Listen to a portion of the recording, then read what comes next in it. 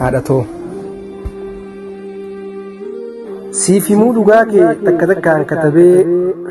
atuu anumaaf jecha lafeen keessi cabe garaachi garaa kee yaadduudhaan madaa'ee dafqi dhiigaan makaan qaama keerraa yaa'e har'a na nyaachiftee sabaruuf yaadda lagaaf tabba ceetee nyaata koo barbaadda utuu dhiigni kan kee lafa yaa'uu jigee lafee qaama keetii ba'aan addaatti haadhatoo jiruu koo maal siin jedhu laata duddi keen boqonne baraan ba'arbaata haadhatoo tiruu koo yoomis irraanfadhaa bakka hin gahee cufatti waa'ee kee yaadda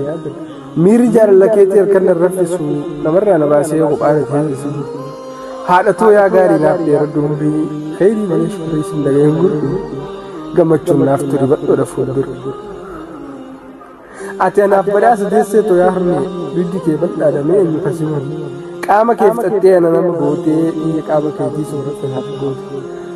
aannan naaf arjoomtee liixee na guddifte haadhatoo jiruu koo maal siin jedhu laata duddi keen boqonnee baraan ba'aa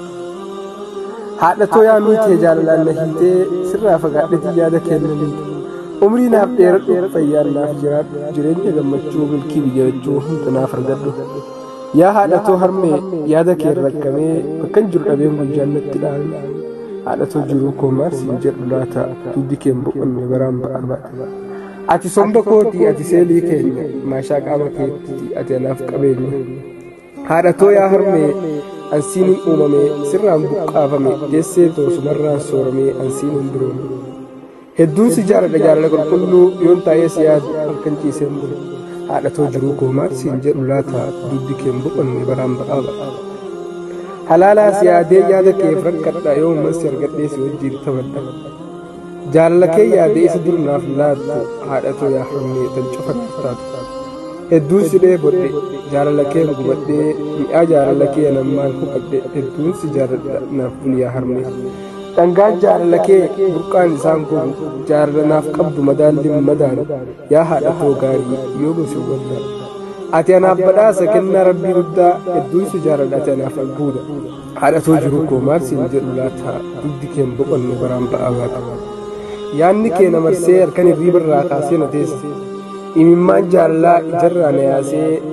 nyaataa fi dhugaatii ana jibbisiisee